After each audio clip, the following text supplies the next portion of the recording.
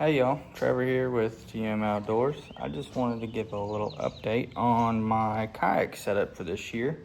I did end up getting out of the Mayfly and switching into a different rig. I just decided to kind of go a different route and kind of get into a kayak that was more suited for like every single type of water. Like I know this kayak can do whatever I'm gonna put it through, because obviously my wife has been fishing out of one for a couple years now.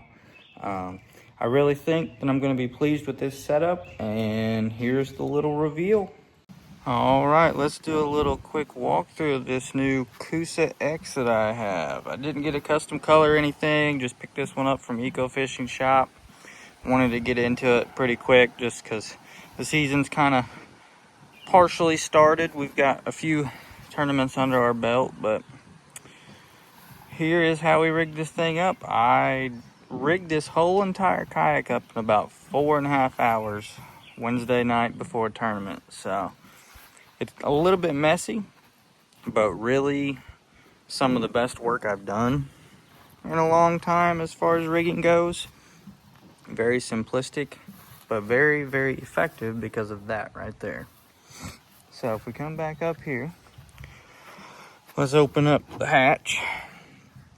I've got my lead time 12 volt 100 amp hour there is my sort of backup battery for my 24 volt 50 amped outdoors.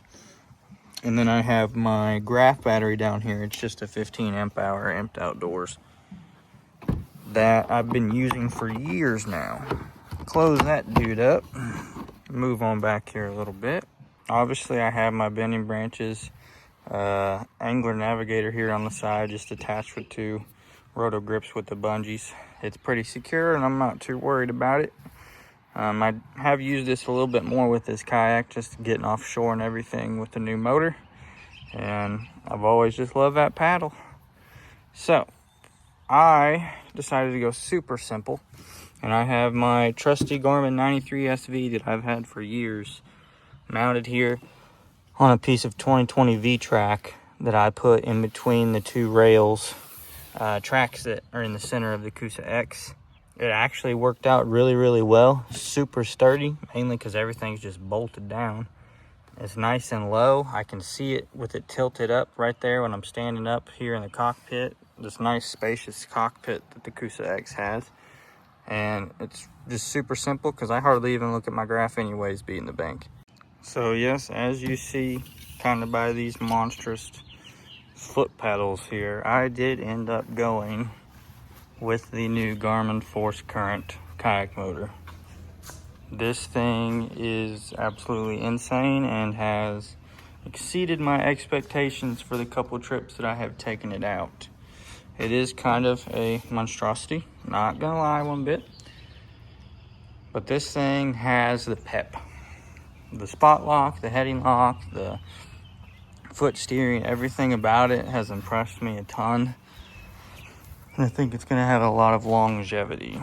When it comes to that longevity, I've already got a couple stories and instances where I was just running around there at Truman Lake at the last tournament, and I absolutely plowed a stump with it, or even hit the bank a few times. And this propeller, as soon as it hits something and it senses that it just hits it rock hard, it just completely stops. And it saves your propeller. It does already have a few nicks out of it, but that's to be expected. So back up here looking at the cockpit. Also, don't mind the mess over there in her kayak. It's kind of the catch-all right now. We have the Jackson 5.0 comfort seat here with my two kayak cushions on them. Obviously, those two things make my life on the water a lot easier day in and day out. But I always keep my catch board right there underneath. It slides in nice and perfect. I've done that on my last couple models of kayak. It just is a great place to store it. On my seat here, I've got my snips on my Yak Attack tether. And then I have my pliers here on the other side. I can store 2 rods or so. Sometimes I think I could fit 4 in the in-hole rod storage underneath the foot pedals. So that's cool. I can still use a little bit of the in-hole storage that I was missing from my NAR on one of my old builds. I do have my raise and lower line ran right here. For the motor, it just goes back through some eyelets like normal on any other raised lower that I've done in the past and just pulls the motor right up. I do have a Yeti dry bag here on the back of the seat. It's tethered in. That way I cannot lose it. I keep my spinner baits, frogs, a couple other things, and of course my dude wipes in there. Behind the seat here, I always put my multi-box if I can. Keep my battery for my GoPro, some extra line, JJ's Magic, dyes, Sharpies, bait fuel, I mean, you name it, super glue, I've got it in there. Anything that I might need. Cup holder over there for my drink, cup holder here for my baits that I'm not gonna use. And then of course my trusty black pack that I've used for a couple seasons now. Love that thing. We'll never use a different tackle storage option. This is the way to go. A little rod holder here for when I'm measuring fish. And then for my power wire and stuff, I have it ran down the middle through the designated little eyelets that we have on this Jackson Coosa X, through rod socks and then back into the hatch. That really about sums it up for this rig.